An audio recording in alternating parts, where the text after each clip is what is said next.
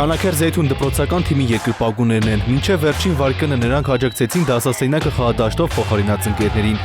Քանաքերից մինչև կոթի երեխաներին միավորել էր Հայաստանի ֆուտբոլի ֆեդերացիայի ֆուտբոլի դպրոցական գավաթը։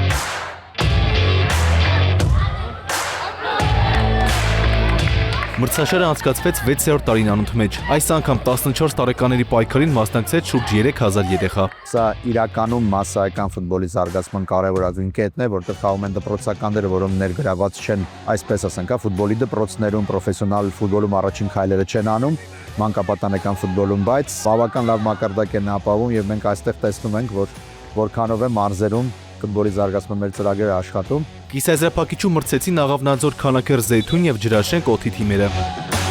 Երկու խաղ, մեկ նմանություն, գոլառատ հանդիպումներ։ Թիմերը միասին 20 գոլ խփեցին։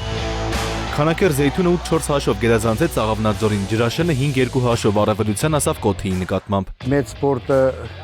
երեխաների համար ստեյց է սկսում, ցել ճիշտ է։ Մենք պատվավոր տեղ չգրավեցինք, բայց երեխաները էլի շատ ոգևորված ավելի շատ են կարողանում ներգրավել նման մրցումներից հետո լավ տեղեր գրավելու համար։ Շատ հետաքրքիր մրցաշար անցավ, ուժեղ պայքար գնացին, բոլոր խաղացողներն լավն էին։ Գոլառատ դիմակայություններին հաջորդեց ամենասպասված եւ վճռորոշ պահը՝ Քանաքեր Զեյթուն Ջրաշեն եզրափակիչը։ Առաջին կեսում առավելությունը Լոռու մարզի ներկայացուցիչներին էր 4-1։